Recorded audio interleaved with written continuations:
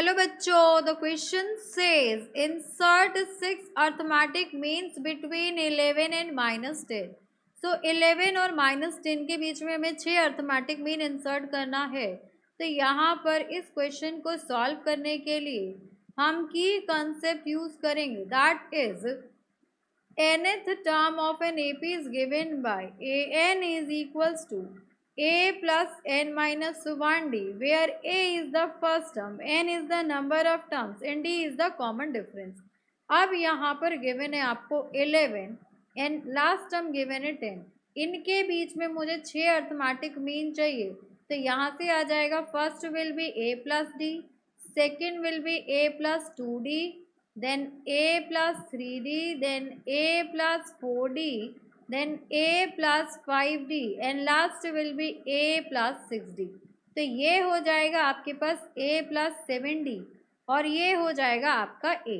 तो यहाँ से हम कह सकते हैं कि a मिल गया हमें, फर्स्ट टर्म मिल गई हमें 11 एंड हमें यहाँ से 6th टर्म भी मिल गई। सो a 6, यहाँ से 6 टर्म नहीं, यहाँ से हमें 8th टर्म भी गिवन है। So a 8 will be equals to a plus 8 minus 1 that is 7d। तो उसकी वैल्यू कितनी है, उसकी वैल्यू -10 है। So -10 will be equals to a is 11 plus 7d। So 7d will be equals to -10 minus 11। So d will be equals to -20 when divided by 7। तो यहाँ से आपके पास a आ गया 11 एंड d की वैल्यू कितनी आ गई, d की वैल्यू आ गई आपके पास -3।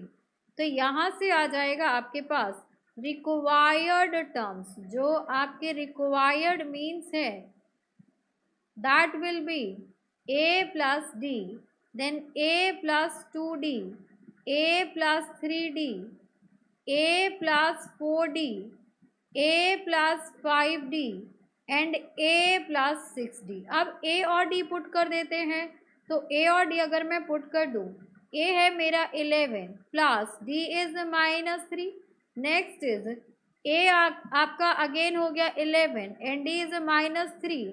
तो अगर मैं -3 को 2 से मल्टीप्लाई कर दूँ तो 3 2 6 हो जाएगा, 11 -9 हो जाएगा, 3 3 9, 11 -3 4 12, again 11 -3 5 15 and a is 11 -6 3 18। So terms हो जाएंगे आपके पास 11 -3 कर दे तो ये हो गया आपके पास 8। नेक्स्ट विल बी 11 -6 कर दे तो 5 हो जाएगा, 11 -9 कर दे तो 2 हो जाएगा, यहाँ से -1 -4 एंड ये हो गया आपके पास -7। So the required terms are 8 5 2 -1 -4 -7। So hope you understood it very well. Thank you so much. Best of luck.